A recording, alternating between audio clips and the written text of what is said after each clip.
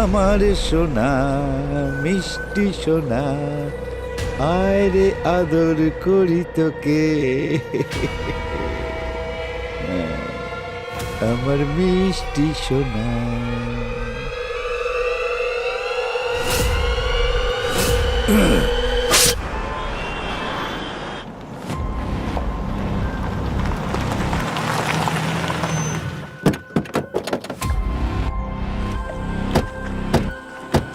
Excuse me, সবাই সরে যাও।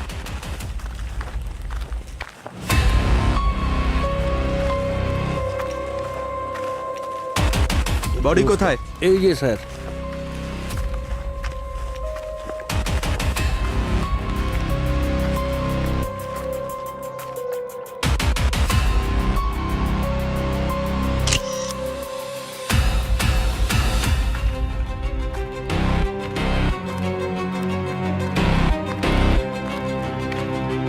ওয়ার্কারদের ডাকো, আগে বডি বের করো। অক্ষয়, অমল, এসো, বডিটা বার করো বাইরে।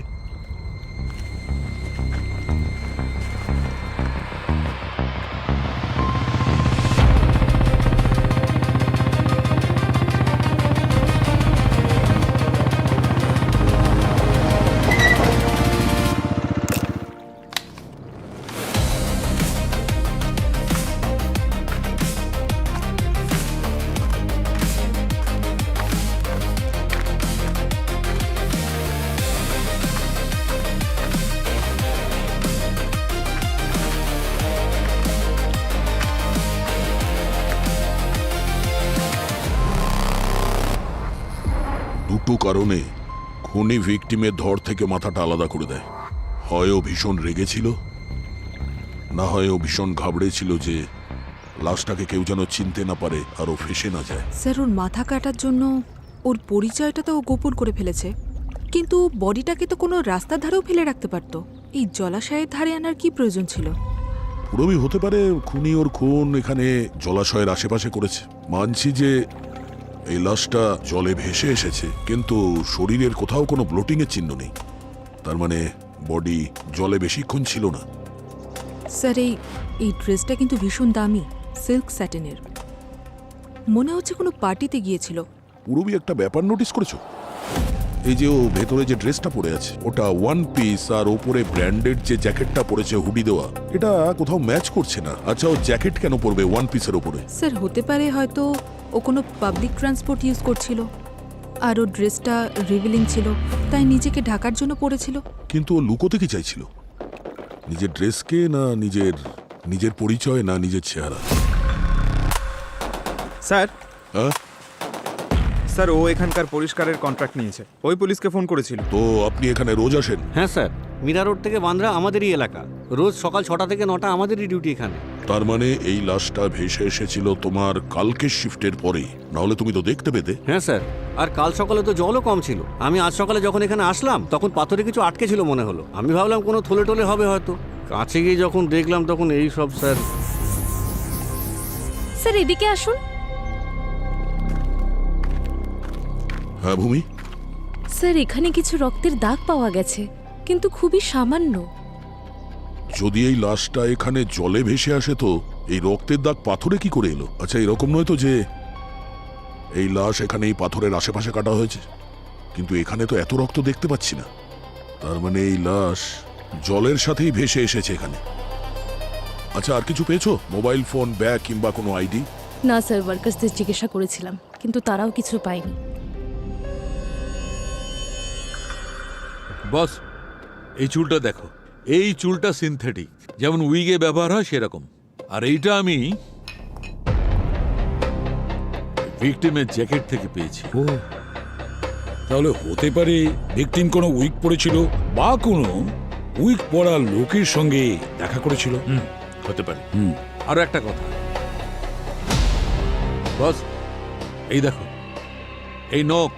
এই নখটাও আসল নয়, নকল।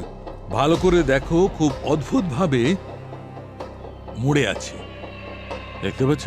আর ওর নখ আর ওর আঙুলের চামড়ার মাঝখান থেকে আমি এইটা পেয়েছি। এতে পিচ আর সিমেন্ট মিশে আছে। কি বলছো, পিচ? বস, আমার মনে হয় ভিকটিম খুব জোরে এই পিসটাকে ধরেছিল, চেপে ধরেছিল। কিন্তু এই লাশটাকে তো আমরা জলাশয়ের আশেপাশে পেয়েছি, সেখানে পিচ জাতীয় কিছু ছিল না। তার মানে স্যার খুন কোনো রাস্তায় হয়েছে, তারপর ও লাশটাকে ওরা জলে ফেলে দিয়েছে। সালুকে স্যার, ডেড বডির পাশে যে রক্তের দাগ পাওয়া গেছিল তার ব্যাপারে আপনি কি বলবেন? ওর একটা ঘটনা আছে, আমি বলছি। ব্যাপারটা হচ্ছে ব্লাড ক্লটিং শুরু হয়েছিল। ইনফ্যাক্ট মেডিকেল টার্মে একে লিভার মর্টিস বলে। এতে কি হয়, ব্লাড ক্লট হতে শুরু করে, আর মানুষের যদি কেটেও যায় তবে রক্ত বেরোয় বটে কিন্তু পড়ে না। আর ওই লিভার মর্টিসের জন্যেই রক্তের ছাপ পাওয়া গেছে। তাহলে কজ অফ ডেথটা কি? জলে ডোবা নাকি গলা কেটে খুন? জলে ডুবে তো এর মৃত্যু হয়নি, কারণ এর ফুসফুসের মধ্যে আমি একটুও জল পাইনি। আর এর মৃত্যু রাত 1টা থেকে 5টার মধ্যে হয়েছে। কজ অফ ডেথটা কি সেটা এখনো জানতে বাকি আছে। আরো একটা কথা,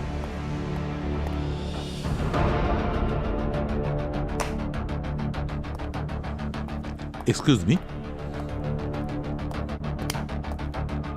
বস, এই দেখো এর হাতে ইউ এর স্ট্যাম্প, আর এই স্ট্যাম্পটা 24 ঘন্টার বেশি পুরনো নয়। এরকম ইউ স্ট্যাম্প তো নর্মালি নাইট ক্লাবের লোকেরা দেয় এন্ট্রির সময়।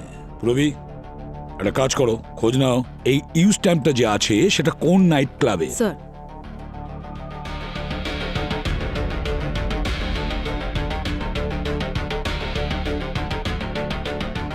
স্যার এই স্ট্যাম্পটা তো কোনো ক্লাব ইউনিভার্সের। Club universe? ক্লাব ইউনিভার্স তার মানে হলো এই মেয়েটি খুন হওয়ার রাতে ওই নাইট ক্লাবেই ছিল।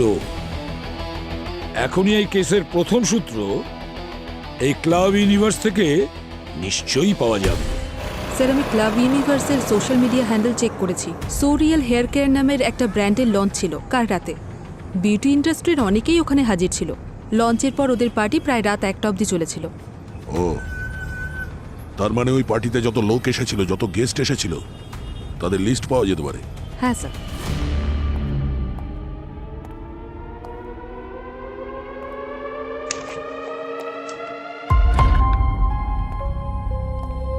হ্যালো স্যার, আমি অমিত, ইউনিভার্স ক্লাবের কো ওনার, আর ও সমিতা, হাই। সোরিয়ালের ব্র্যান্ড ম্যানেজার, যে এই গোটা ইভেন্টটা সামলেছিল।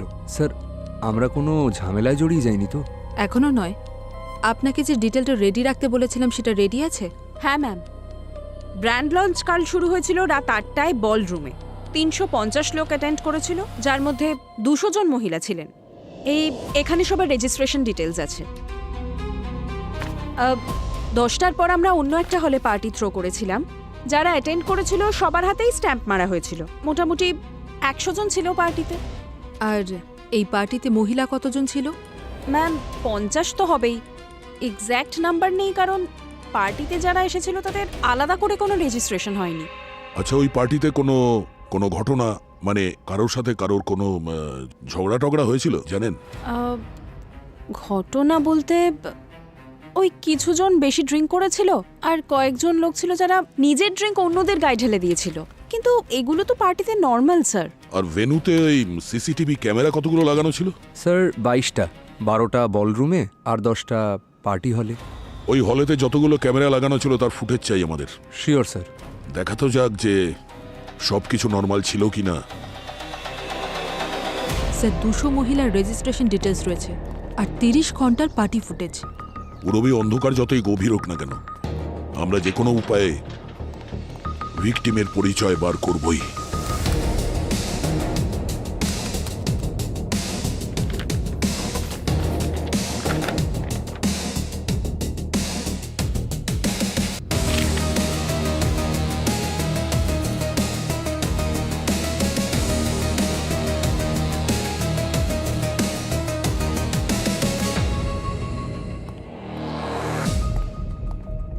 ক্লাব ইউনিভার্সের কথা অনুযায়ী 200 মেয়ের মধ্যে আনুমানিক 50 জন পার্টি অ্যাটেন্ড করেছিল। আর আমাদের কাছে ভিকটিমের এই রঙের ড্রেস তো আছেই। এবার আমাদের এটা খুঁজে বের করতে হবে যে এই রঙের ড্রেস কয়জন মেয়ে পরেছিল। মেয়েটার লাশ দেখে মনে হচ্ছে ওর হাইট 5.5 ফুট ছিল আর ওয়েট 60 থেকে 65 কিলো হবে। তাহলে এবার খুঁজে দেখো ওই সব মেয়ের প্রোফাইলে ওই লাশের প্রোফাইলের সঙ্গে ম্যাচ করছে কি না। স্যার এরকম পোশাক পরা 12টা মেয়ের প্রোফাইল পিকচার ম্যাচ করছে। আর স্যার এদের মধ্যে থেকে 8 জন মেয়ে পরের দিন ক্লাব ইউনিভার্সকে তাদের সোশ্যাল মিডিয়া হ্যান্ডেলে ট্যাগ করেছিল। তার মানে ওরা তো সেফ। চলো তো।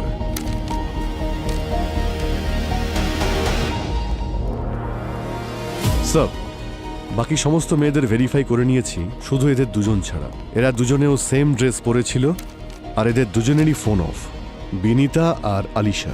বিনিতা আর আলিশা, একটা কাজ করো, ক্লাব ইউনিভার্সের পার্টিতে এদের দুজনের ফুটেজ চেক করো, পুরো ফুটেজটা ভালো করে চেক করো। দেখো এরা দুজন কখন এসেছে, কখন গিয়েছে, কার কার সঙ্গে দেখা করেছে, সব কিছু। আমাদের ভিকটিম নিশ্চয়ই এই দুটো মেয়ের মধ্যে একজন হবে, বিনিতা আর আলিশা।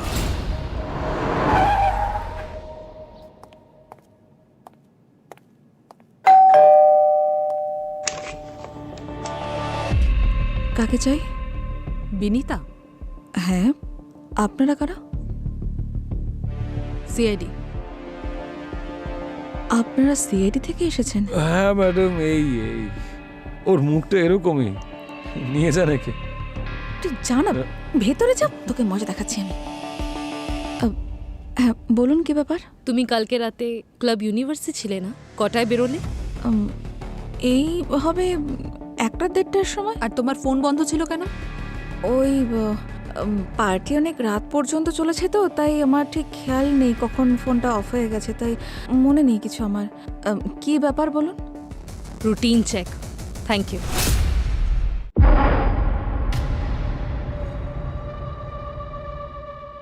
মানববাবু, ইনি আপনার স্ত্রী? হ্যাঁ স্যার, এ আলিশা। লাস্ট নাইটের ইভেন্টেরই ভিডিও মনে হচ্ছে। শেষবার কখন কথা হয়েছিল আপনার আলিশার সঙ্গে? কাল যখনও সোরিয়াল ইভেন্টের জন্য তৈরি হয়ে বেরোচ্ছিল তখনই। অ্যাকচুয়ালি স্যার, আমাদের স্যালনও ইনভিটেশন পেয়েছিল, আর আমাদের জন্য এটা বেশ বড় ব্যাপার। অ্যাকচুয়ালি আমি বেশ ব্যস্ত ছিলাম, সেই জন্য একাই গেল। তাহলে ইভেন্টের পর অনেক রাত পর্যন্ত যখন উনি বাড়ি ফেরেননি, তখন আপনি ফোন করেছিলেন তো ওনাকে? না স্যার, অ্যাকচুয়ালি কি বলুন তো, পার্টিটা তো বেশ রাত অবধি হওয়ার কথা, এবং ওর একজন বন্ধু এসেছিল বাইরে থেকে, যার কাল রাত্রে মুম্বাইতে থাকার কথা। আমার মনে হলো রাত্রে দুজন একসাথেই আছে, আর যথারীতি সকালে ঘুমোচ্ছে, সে কারণে আমি আর ফোন করিনি। হ্যাঁ, কি নাম বললে? ওর নামটা আর পুরো ডিটেল চাই। অ্যাকচুয়ালি খুব একটা বেশি জানি না আমি। ওর স্কুলের বন্ধু, আর ব্যান্ডরাতে কোনো হোটেলেই থাকার কথা, ব্যাস আমি এইটুকুই জানি। কিন্তু স্যার, ব্যাপারটা কি? আপনারা এইভাবে জিজ্ঞেস করছেন কেন? আপনি একটু এটা দেখুন, এই যে লোকটা যার সঙ্গে আলিশার ঝগড়া হচ্ছে, আপনি এই লোকটাকে চেনেন? স্যার, এ তো গৌতম, কিন্তু এই বিউটি ইভেন্টে কি করছে? অ্যাকচুয়ালি স্যার, এ একজন ফাইন্যান্সার, আর আমাদের স্যালনটা খোলার জন্য আমাদেরকে ফান্ডিং করেছিল। কিন্তু স্যার, আপনারা আমায় একটু খুলে বলুন, আপনারা এভাবে জিজ্ঞেস করছেন, আসলে হয়েছেটা কি? মানববাবু, ভেরি সরি টু সে, কিন্তু আমরা একজন মহিলার লাশ পেয়েছি, যার মাথাটা ধড় থেকে আলাদা, আর আমাদের সন্দেহ যে হতে পারে ওই বডিটা আলিশারি। হোয়াট? কিন্তু স্যার, যদি লাশের মাথাটাই না থাকে, তবে আপনারা কি করে বুঝলেন যে ওটা আলিশারি লাশ? সেটাই কনফার্ম করার জন্য আমাদের আলিশার টুথব্রাশ কিংবা হেয়ার ব্রাশ, এইরকম পার্সোনাল জিনিসের প্রয়োজন হতে পারে ডিএনএ ম্যাচ করাতে।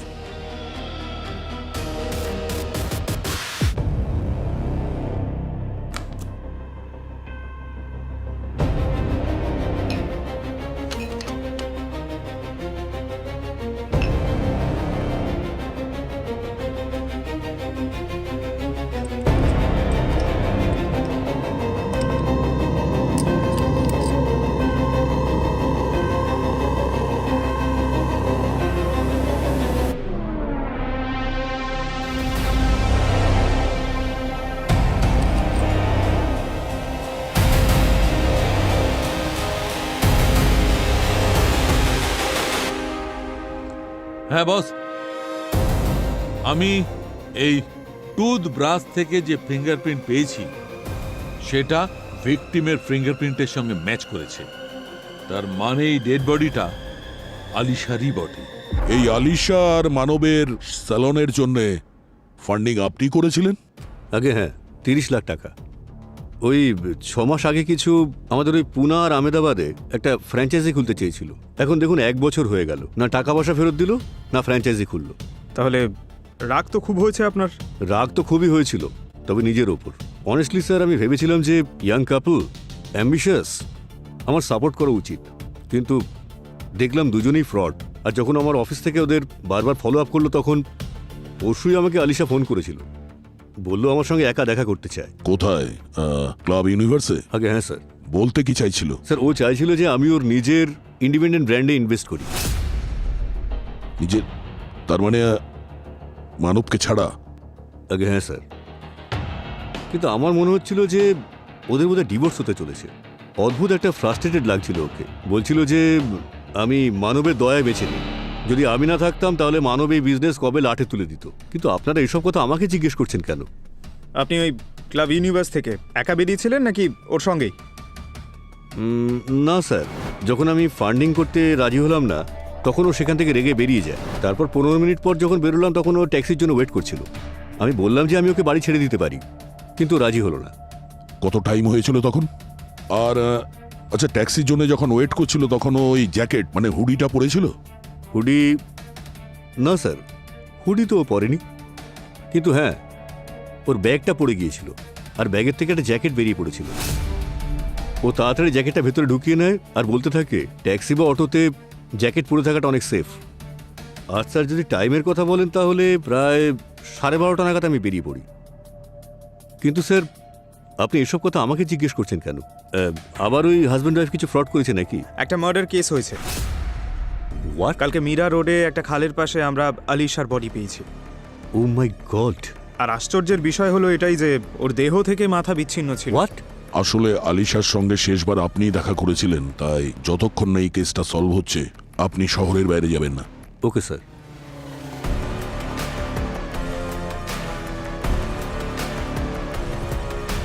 পঙ্কজ, এই মানবের ব্যাপারে পুরো ডিটেলস বার করো। ও নিজের স্ত্রীর বান্ধবীর নাম পর্যন্ত জানে না, আর ও ডিভোর্সের ব্যাপারেও আমাদের কিছু জানায়নি। অনেক কিছু লুকোচ্ছেও আমাদের কাছে। আর এই যে অ্যাপ ক্যাবগুলো আছে না, ওদের কাছ থেকে জানো যে ওই রাতে ইউনিভার্সাল ক্লাবের পার্টির পরে আলিশাকে কে পিক আপ করেছিল? স্যার, ভূমি, আলিশার কল ডিটেলস বার করো। হ্যাঁ, আর ওর বাড়ি থেকে ওর ল্যাপটপটা নিয়ে এসো। স্যার, আমি আলিশার ফোন রেকর্ডস চেক করেছিলাম। আলিশার হাজবেন্ড মানবের কোনো শ্রুতি নামের মেয়ের সাথে অ্যাফেয়ার চলছে, যার জন্য তাদের ম্যারেজ লাইফেও অনেক প্রবলেমস চলছে। আচ্ছা, আর যেই ফ্রেন্ডের সাথে আলিশার পার্টির পর দেখা করতে যাওয়ার ছিল, এমন মনে হচ্ছে যে ওরকম ফ্রেন্ড এক্সিস্টই করে না। কারণ যদি দেখা করার হতো তাহলে তো অবশ্যই ফোন কল বা মেসেজ এক্সচেঞ্জ হতো, সেরকম কিছুই পাওয়া যায়নি। মানে স্যার, এই যে এই আলিশা মানবকে মিথ্যে কথা বলছিল, আর নয় তো মানব আমাদের কাছে কিছু লুকোচ্ছে। স্যার, আলিশার ফোনের লোকেশনের ডিটেলস পেয়ে গেছি, আর ফোন টাওয়ার অনুযায়ী আলিশা ব্যান্ড্রা ক্লাব ইউনিভার্স থেকে বেরোলো আর নর্থের দিকে গেল। তার মানে দাহিসার মীরা রোড ক্রস করে ওয়াহিন্দারের দিকে, প্রায় 30 কিলোমিটার। তারপরে ওর ফোন 1 কিলোমিটার পিছন থেকে ট্রেস করা গেছে, তারপর সিগন্যাল বন্ধ হয়ে গেছে। মনে হয় খুনি ওর সিম কার্ড এখানেই ভেঙে ফেলেছে। বাহিন্দারে সিম কার্ড ভাঙা হয় আর আলিশার ডেড বডি পাওয়া যায় মীরা রোডে। তার মানে ওই খালটা বাহিন্দার হয়ে মীরা রোড থেকেই এগিয়ে গেছে।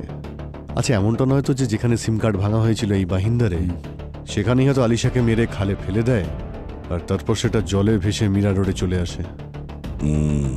হতে পারে, কিন্তু ওই জলাশয়ের যে ফোর্স বা কারেন্ট আছে ওটার কি হবে? ডক্টর সালুখে বলেছিলেন যে আলিশার মৃত্যু 1টা থেকে 5টার মধ্যে হয়েছে, আর ওই দিন 4টের সময় হাই টাইড ছিল স্যার। যদি 5টার সময় মারে তাহলে হতে পারে সেই সময় জলের স্রোতটা কম ছিল, তাহলে হতে পারে ওই সময় ওকে মীরা রোডে মেরেছে, তারপর জলে ফেলে দিয়েছে, যেটা ভেসে কিছু দূর যাবার পর পাড়ে আটকে গেছে। কিন্তু যতক্ষণ না আমরা এটা জানতে পারছি যে আলিশাকে কটার সময় মেরে ফেলা হয়েছিল, ততক্ষণ আমরা এটা বুঝতে পারবো না যে আলিশা কোথায় মারা গেছে, কোথায় খুন হয়েছে, মীরা রোড না অন্য জায়গায়। বুঝে উঠতে পারছি না যে এই শালুকে কোথায় গেল? ওর তো রিপোর্ট নিয়ে আসার কথা ছিল আলিশার মৃত্যুর। শালুকে, শালুকে, হ্যাঁ, আরে তুমি কোথায়? এই তো এখানে। আরে এখানে এখানে বললে হবে ফোনে? তুমি কি ফোনে আসছো? আরে এই তো, এই তো। এটা আসার সময় হলো? আমি জানতাম তুমি আমার মনে করছো, সেই জন্য আমি নিজেই চলে এসেছি বস। টক্সিকোলজি আর পোস্টমর্টেমের রিপোর্ট এনেছি। দেখাও। এই দেখো বস, আর এই রিপোর্ট অনুযায়ী আলিশার মৃত্যু হয়েছে অক্সিজেন হঠাৎ বন্ধ হওয়ার কারণে। আর এরকম তখনই হয় যখন কেউ মুখ বন্ধ করে দেয় বা গলা টিপে ধরে। আর এর মৃত্যু হয়েছে রাত 3টের সময়। কটার সময়? 3টের সময়। 3টের সময়? তার মানে ইউনিভার্স ক্লাব থেকে বেরোনোর প্রায় 2.5 ঘন্টা বাদে। আরো একটা কথা বস, এমন একটা কথা জানতে পেরেছি যেটা শুনলে চমকে যাবে। আলিশার গলা ওর মৃত্যুর ঠিক 3 ঘন্টা বাদে কাটা হয়েছে, তার মানে 6টার সময়। আলিশার মৃত্যু হয় 3টের সময়, আর আলিশার সিম কার্ডের লাস্ট অ্যাক্টিভ লোকেশন ছিল বাহিন্দায়। হাইটাইড ভর্তি ভোর 4টের সময়। অভিজিৎ, তুমি যা ভেবেছিলে একদম ঠিক। আলিশাকে ওই জায়গাতেই মারা হয়। কিন্তু স্যার অপরাধী খুন করার 3 ঘন্টা পরে অন্য কোনো লোকেশনে নিয়ে গিয়ে ওর গলা কেন কাটবে? তাহলে এর মধ্যে দুজন যুক্ত নয় তো? আর যদি তাই হয় স্যার, তাহলেও এই 3 ঘন্টার গ্যাপ কেন গলা কাটার মধ্যে? স্যার, কুইক ক্যাব থেকে আলিশা একটা রাইড বুক করেছিল ওর গন্তব্যে পৌঁছানোর জন্য। ওখানে অনেকগুলো ছোট ছোট কারখানা আছে স্যার। ওখানে একটা উইগ মেকিং কারখানাও আছে স্যার। ডক্টর সালুংকে যে চুলের কথা বলছিলেন ডেড বডি থেকে যেটা পাওয়া গেছিল, হয়তো এই দুটোর মধ্যে কানেকশন থাকতে পারে sir.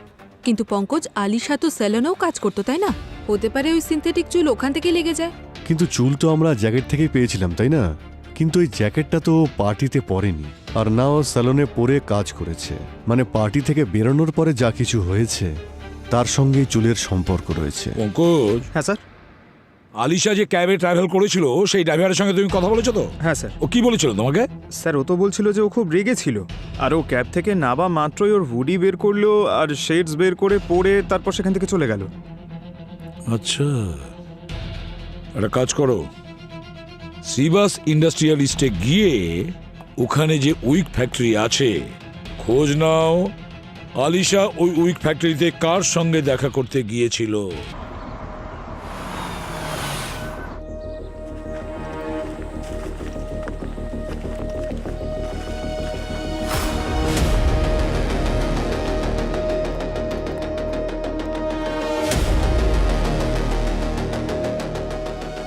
Excuse me. Yes sir.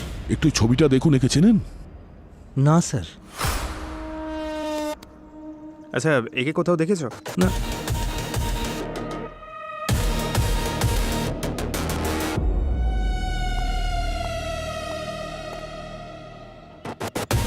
Excuse me ma'am, একটু এই ছবিটা দেখুন। এ এখানে এসেছিল প্রায় রাত 1-1:30টার সময় এখানে এসেছিল। না স্যার, কারখানা তো আমরা রাতের বেলা বন্ধ করে দিই, আর পরিষ্কার করা হয় কখনো কখনো। রাত্রে? হ্যাঁ। এই সিসিটিভি এটা কি চলে? না স্যার। লোক দেখানোর জন্য রেখেছেন নাকি এটা? আচ্ছা, আপনি বললেন যে এখানে রাত্রে পরিষ্কার করা হয়। হ্যাঁ। কে করে এই পরিষ্কার? স্যার উনি। উনি? হ্যাঁ। নমস্কার স্যার। একটু এই ছবিটা দেখুন, একে চেনেন আপনি?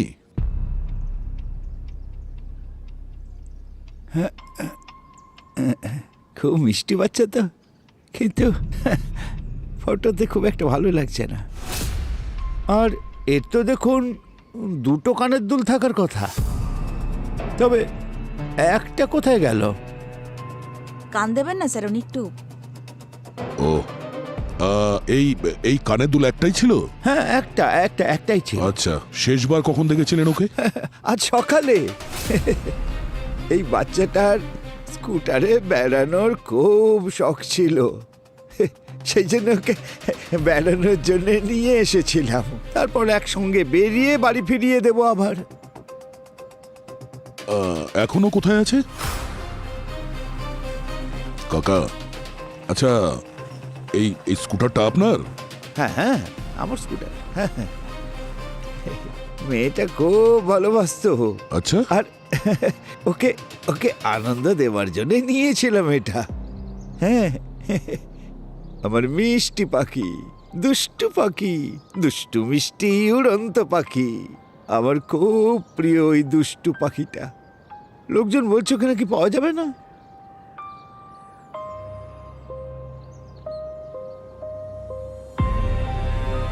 দেখাবো? দেখান।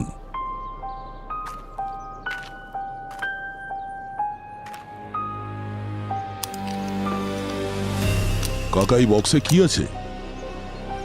হ্যাঁ, আমার মিষ্টি পাখি, দুষ্টু পাখি, আমার দুষ্টু মিষ্টি উড়ন্ত পাখি, কি মিষ্টি বাচ্চা আমার।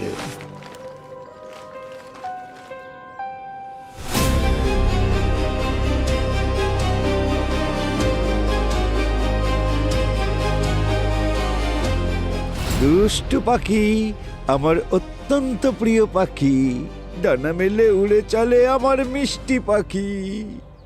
সবাই বলছিল যে মোটেই পাওয়া যাবে না, কিন্তু এসেছে না, দাদুর কাছে এসেছো না মিষ্টি পাখি। এটা আপনি কোথায় পেয়েছেন কাকা? ওই যে ওই দূরের ওই জায়গায় শুয়েছিল। আমি কাছে গিয়ে তুলি, কিন্তু ওর কাপড় চোপড় খুব নোংরা হয়ে গিয়েছিল।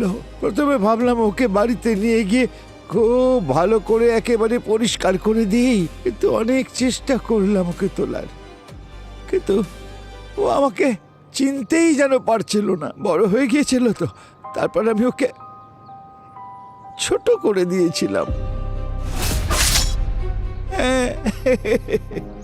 খুব ভালো করে যত্ন করে রাখবো ওকে আমি। কাকা, এটাকে নিচে রেখে দিন। না না না, আমি নিচে রাখবো না। আমরা এর দেখাশোনা করব এখন থেকে। তোমরা দেখাশোনা করবে ওর? হ্যাঁ। আমার খুব মিষ্টি সোনা, ওকে কিন্তু যত্ন করো তোমরা। স্যার, ওই বুড়ো কাকা পান্নালাল ওই উইগ বানানোর ফ্যাক্টরিতে পরিষ্কার করার কাজ করে। তাহলে হতে পারে ওই সিনথেটিক চুল ওর কাপড়ে লেগে গেছে, আর ওই সময় যখন ও আলিশার গলা কাটছিল তখন ওর কাপড় থেকে আলিশার জ্যাকেটে লেগে গেছে। ভূমি ওনার বাড়ি থেকে একটা ওই একটা অস্ত্র পেয়েছে যেটা দিয়ে আলিশার গলা কেটেছিল। মীরা রোডে একটা বস্তিতে থাকে যেটা ওই জলাশয়ের পাশেই।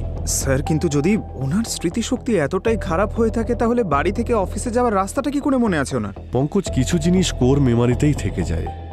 40 বছর ধরে একই রাস্তা দিয়ে যাতায়াত করেছেন, সেই জন্য এটা ওনার অভ্যেসে পরিণত হয়ে গিয়েছে। ওনার নাতনি মাত্র 4 বছর বয়সে মারা গিয়েছিল। তখন উনি খুব বড় মানসিক আঘাত পেয়েছিলেন।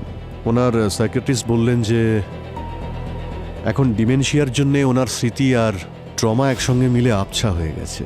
উনি কি করেন না এক্স্যাক্টলি উনি জানেনই না। আর কাউকে গলা টিপে মারতে গেলে শক্তির প্রয়োজন। বুড়ো পান্নালাল এটা করতেই পারে না। একটা কথা পরিষ্কার যে এই খুন পান্নালাল করেনি। খুনি সেই যে আলিশার বডি ওই জলাশয়ে ফেলেছিল। পান্নালাল ওই বডিটা পায় জলাশয়ের কাছে, শ্রীবাস ইন্ডাস্ট্রিয়ালিস্টে নয়। মানছি যে ওর ক্যাব ড্রাইভার আমাদের বলেছে যে আলিশাকে ওই শ্রীবাস ইন্ডাস্ট্রিয়ালিস্টেই ছেড়ে দিয়ে এসেছিল। যদি আলিশা শ্রীবাস ইন্ডাস্ট্রিয়ালিস্টে গিয়ে থাকে তাহলে কেউ না কেউ তো তখন দেখেছে,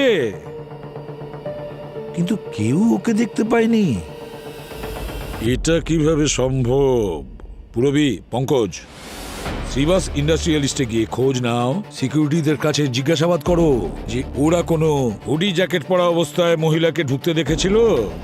যদি আলিশা ওই উইক ফ্যাক্টরিতে না গিয়ে থাকে তাহলে অন্য কোনো কাজে নিশ্চয়ই গিয়েছিল। কারোর সঙ্গে দেখা করতে গিয়েছিল নাকি অন্য কোনো স্বার্থে?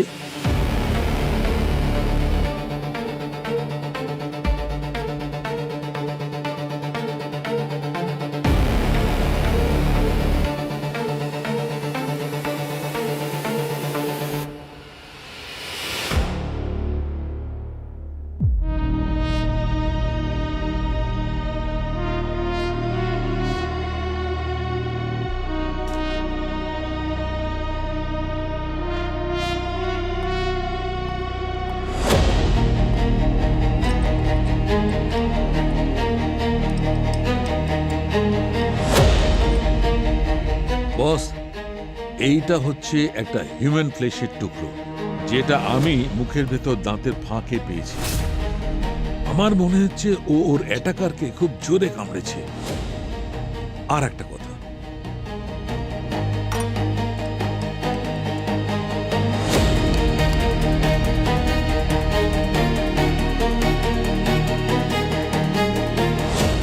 এই দেখো বস, এই চিহ্নটা এখানে, এই খুব ছোট ছোট চিহ্ন, হীরের মতো, মাঝখানে ক্র্যাক, আর এই ছোট ছোট দাগগুলো ঠিক যেন আংটির চিহ্ন। আমার তো মনে হচ্ছে একে খুব কাছ থেকে হয় থাপ্পড় মেরেছে, নয় ঘুষি মেরেছে। বা হয়তো উল্টো হাত দিয়ে ওকে থাপ্পড় মেরেছে, তাই আংটির ছাপ ওর গালে পড়েছে।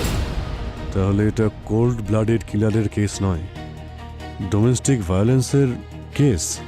স্যার, আলিশার স্বামী মানব, ওর হাতেও এইরকম আংটি ছিল স্যার।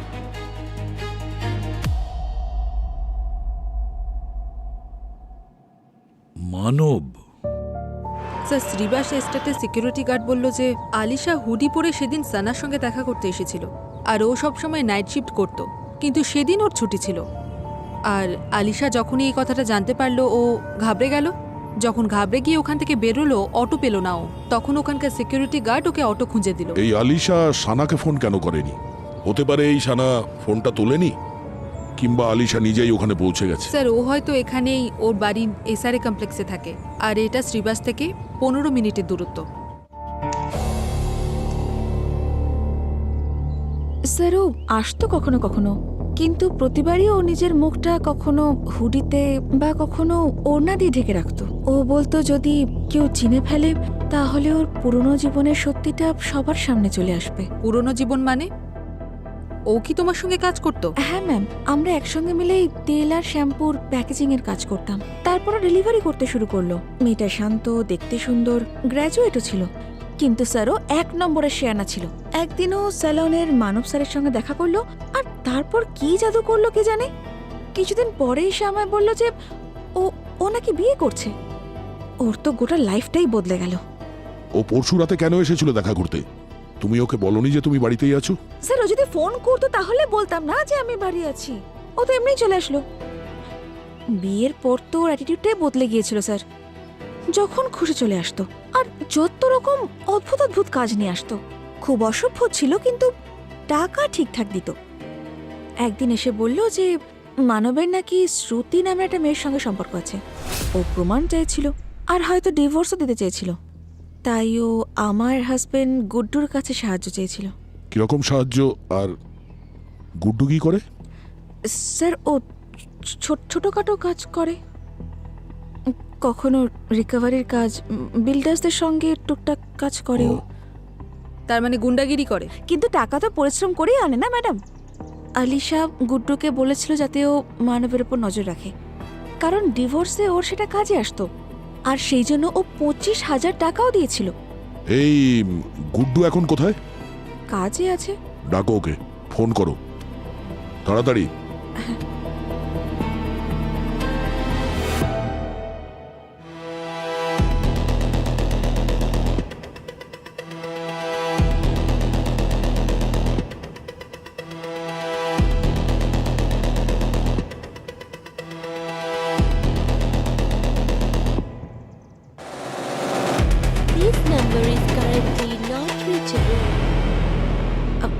ম্যাম, ফোনে পাচ্ছি না, আউট অফ নেটওয়ার্ক এরিয়া বলছে।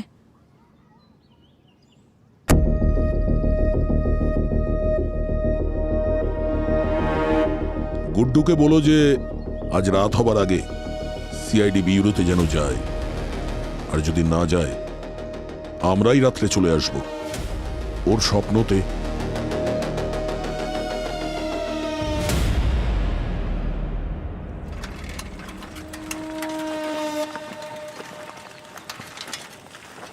রবি, এই সানাকে দেখে ডিস্টার্ব মনে হচ্ছে। ও নার্ভাস ছিল, ওর উপর নজর রাখো। আর একটা ব্যাপার নোটিস করেছো?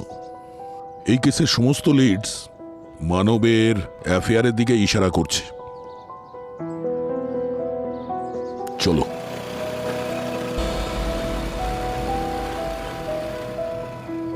মানবা একটা কথা বলবো, ধরে নাও তোমাকে কেউ খুব খারাপ ভাবে ফাঁসিয়ে দিয়েছে, এমনকি তোমাকে চিটিংও করেছে, তাহলে তুমি কি করবে? তখন কোর্টে যাবে আর তার বিরুদ্ধে চিটিং এর অভিযোগ জানাবে, আর তুমি কোর্টে গিয়ে ওই কেসে জিতে যাবে। আর জেতার পরে তুমি কি পাবে? ওই লোকের কাছ থেকে তুমি তোমার ক্ষতিপূরণ পাবে। হয়তো সেই লোক তার প্রপার্টি বিক্রি করবে বা ব্যাংকে যা আছে সেটা উইথড্র করে তোমাকে দিয়ে দেবে। তাছাড়া শুধু এটুকুই নয়, সমাজে ওর বদনাম ছড়াবে। ওর যদি কোনো ব্যবসা থাকে সেটারও লোকসান হবে। তাহলে সেই লোক কি করবে তখন? ভিখারি তো হতে পারবে না। তখন ও কি করবে? ও তার রাস্তা থেকে তোমাকে সরিয়ে দেওয়ার চেষ্টা করবে, যেমন তুমি তোমার রাস্তা থেকে আলিশাকে সরিয়ে দিয়েছো, তুমি আর শ্রুতি দুজনে মিলে। স্যার, এতে আমার কোনো হাত নেই। ফ্র্যাঙ্কলি স্পিকিং স্যার, মানবের সঙ্গে যদি আমার অ্যাফেয়ার নাও থাকতো, তাও ওদের মধ্যে ডিভোর্সটা হতোই।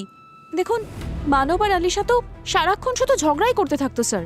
আর যদি বলেন মানবের কাছে প্রপার্টি আছে, টাকা আছে, তাহলে আমি এটা বলতে তো চাই না স্যার, কিন্তু আমার কাছে মানবের থেকে অনেক বেশি টাকা আছে। আমি তো স্যার মানবকেও টাকা পয়সার জন্য ভালোবাসিনি। আমি এসবের কিচ্ছু জানি না। তুমি আর আলিশা ভীষণ ঝগড়া করতে, তাই না? তোমাদের দুজনের মধ্যে এতটাই ঝগড়া ছিল যে একদিন রাগের মাথায় উল্টো হাতে ওকে থাপ্পড় মেরেছো।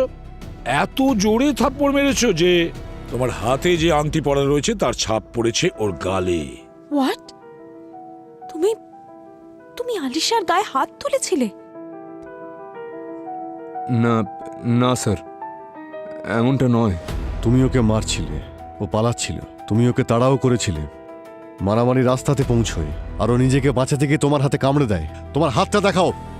দেখাও।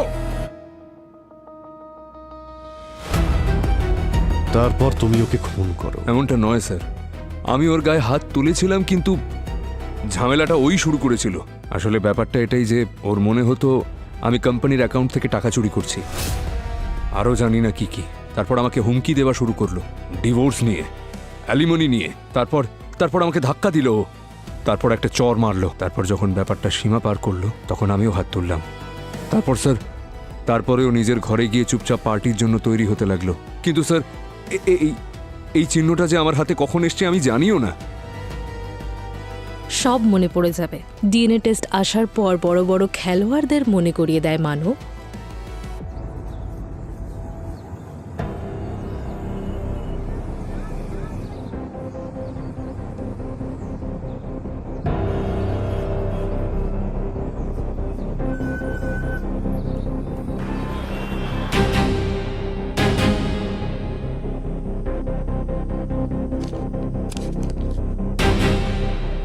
স্যার, আমার ইনফর্মার বলছিল মানব যার সঙ্গে দেখা করে ওর নাম প্রতীক।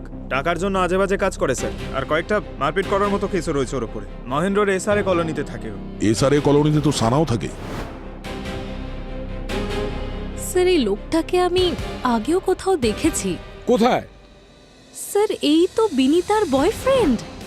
আমি ওর বাড়িতেই দেখেছিলাম। যদি এ বিনীতার বয়ফ্রেন্ড হয় তাহলে নিশ্চয়ই ও ক্লাব ইউনিভার্সের পার্টিতেও ছিল। দ্বিতীয়বার চেক করো, ফুটেজটা বার করো।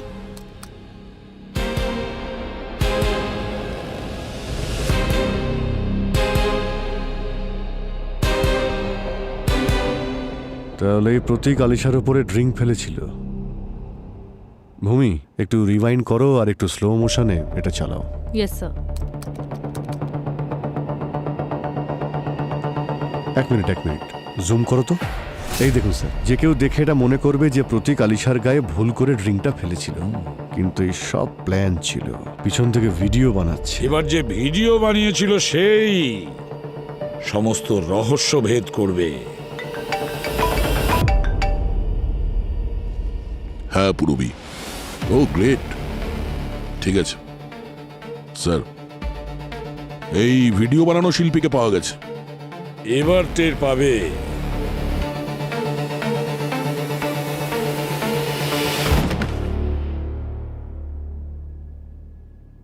বাহ বাহ বাহ, ষড়যন্ত্রর সমস্ত খেলোয়াড়রাই একই ছাদের তলায়। এবার ঝুলি থেকে বেড়াল বেরোবে। এবার আমি গল্প শোনাবো এই ষড়যন্ত্রের। আলিশা গুড্ডুকে টাকা দিয়েছিল, মানবের অ্যাফেয়ারের সম্বন্ধে খোঁজ নেওয়ার জন্য। 25,000।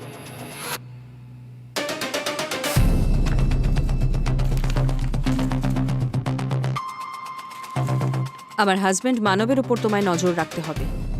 ও কোথায় যায়, কার সঙ্গে দেখা করে, কার সঙ্গে কথা বলে, প্রতিটি জিনিসের খবর চাই আমার, উইথ প্রুফ।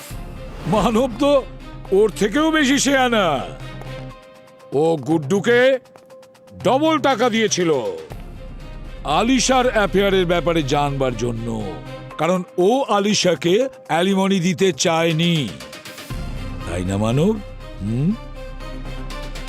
কিন্তু এদিকে আলিশার তো কোনো অ্যাফেয়ার ছিলই না।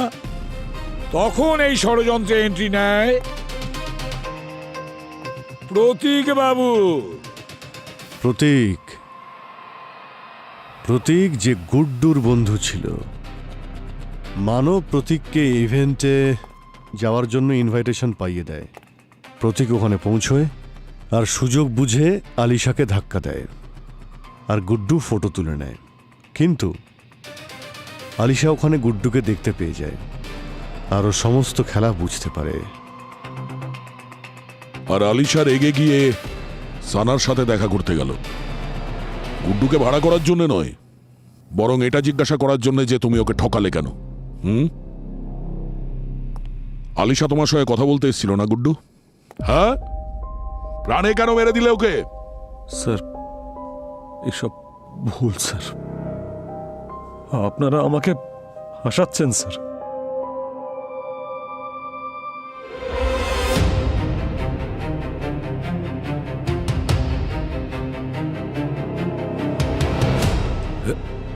না না না না দয়া, ভুল ভুল ভুল। আলিশাকে গুড্ডু মারেনি, আলিশাকে মেরেছে এই সানা। আলিশা সানাকে গুড্ডুর ব্যাপারে অনেক কিছু গোপন কথা বলেছিল, সেটা সানা সহ্য করতে পারেনি, তাই ও গলা টিপে মেরেছে আলিশাকে। আর সানা যখন আলিশাকে গলা টিপে মেরেছে, গুড্ডু কেন সেটা দেখে চুপ করে থাকবে? ও তখন আলিশার বডিটাকে জলাশয়ে ফেলে দিয়েছে, আর আলিশার বডিটাকে লুকিয়ে রাখার ব্যবস্থা করে গুড্ডু। আর খুন সানা তুমি করেছো, আলিশাকে তুমি মেরে ফেলেছো। শাস্তি তোমার হবে, কঠোর থেকে কঠোরতম ফাঁসি হবে তোমার। নিয়ে যাও একে, যাও নিয়ে যাও একে, যাও নিয়ে যাও সানাকে। চলো এখান থেকে। স্যার, ও কিচ্ছু করেনি। যা কিছু করার স্যার সব আমি করেছি। আমি মেরেছি আলিশাকে। আমি জানতাম যে আলিশা আমাকে ছবি তোলার সময় দেখে নিয়েছে, আর ও আমাকে খুঁজতে খুঁজতে বাড়ি অবধি চলে এলো। স্যার, ও ভীষণভাবে রেগেছিল, বাড়ি গিয়ে সানাকে হুমকি দিয়েছিল। আমি তোমাদের শেষ করে দেব। আমি সব জানি, তোমরা আমাকে ডাবল ক্রস করছো না? না আলিশা, তুমি মিথ্যে বলো না, সব জানি আমি। আমি তোমাদের দুজনকে জব দেব বলেছিলাম না? এবার আমিও দেখছি তোমরা জব পাও কি করে। বাট আলিশা, তোমাদের শেষ করে দেব আমি। কথা শোনো আলিশা, আমার কথাটা শোনো আলিশা, প্লিজ আলিশা। আমি আলিশার পিছু নিয়েছিলাম। আলিশা অটো খুঁজতে খুঁজতে গিয়েছিল, আর আমি বাইকে ছিলাম স্যার। আলিশা, আমার কথা শোনো। দূরে থাকো আমার থেকে। এখানে অটো পাবে না, আমি তোমাকে ছেড়ে দিচ্ছি। Get lost! তুমি দাঁড়াও, আমরা কথা বলে সর্ট আউট করছি তো। আলিশা, কি প্রবলেম? বলছি তো ভুল হয়ে গেছে, আমি মানবের সঙ্গে কথা বলছি। 1 মিনিট, আমি ফোন করছি ওকে। আলিশা, আলিশা, আলিশা। আর আমি যখন ফোনটা তুলতে গেলাম না স্যার, ও আমাকে মারলো। আর রাগের মাথায় আমারও হাত উঠে যায়, কিন্তু স্যার আমি ওকে মারতে চাইনি, শুধু ওকে শান্ত করাতে চেয়েছিলাম। বাঁচাও আলিশা, লোকজন এসে পড়বে। চুপ করো প্লিজ, চুপ করো, চুপ। জানতেই পারিনি স্যার, কখন ওর গলাটা এত জোরে চেপে ধরেছিলাম। আস্তে আস্তে ওর দম বন্ধ হওয়া শুরু হয়। আর স্যার, যখন আমি অনুভব করলাম যে আমি কি করে ফেলেছি, আমি খুব ভয় পেয়ে গেলাম স্যার। আর ওখানে কি ওকে দেখে ফেলার আগে ওর বডিটার একটা ব্যবস্থা করতে হতো। আমার মনে পড়লো স্যার যে কাছে একটা লেক আছে, আমি ওর বডিটা ওখানে নিয়ে যাই আর ওই লেকেই ফেলে দিই। স্যার স্যার বাড়ি এসে আমি সানাকে বললাম যে এবার আলিশা আমাদের আর কখনো বিরক্ত করতে পারবে না। আর পরের দিন স্যার আমি নিউজে দেখলাম যে একটা মেয়ের মৃতদেহ পাওয়া গেছে, যার গলা কাটা ছিল। আমি বুঝে যাই যে ওটা আলিশাই, কিন্তু ওর মাথাটা কোথায় গেল? স্যার আমি সত্যি ওকে মারতে চাইনি, আমি ভুল করে ফেলেছি। প্লিজ আমাকে ক্ষমা করে দিন স্যার। গুড্ডু, ভুল তো তুমি করেছই, অনেক বড় ভুল। কিন্তু তোমার এই ছোট্ট একটা ভুলের জন্য একটা নিরীহ মেয়ের প্রাণ চলে গেছে। টাকা ইনকাম করা অপরাধ নয়, কিন্তু টাকার লোভে পড়ে তুমি ন্যায় অন্যায় বিচার করতে পারোনি, বুঝেছ? আর তোমার ষড়যন্ত্রে শানা, প্রতীক আর মানব এরাও যুক্ত ছিল। আইন তো তোমাদের চারজনকেই শাস্তি দেবে, আর কঠোর থেকে কঠোরতম শাস্তি দেবে, বুঝেছ? এবার তোমরা জেলের ঘানি টানতে থাকো।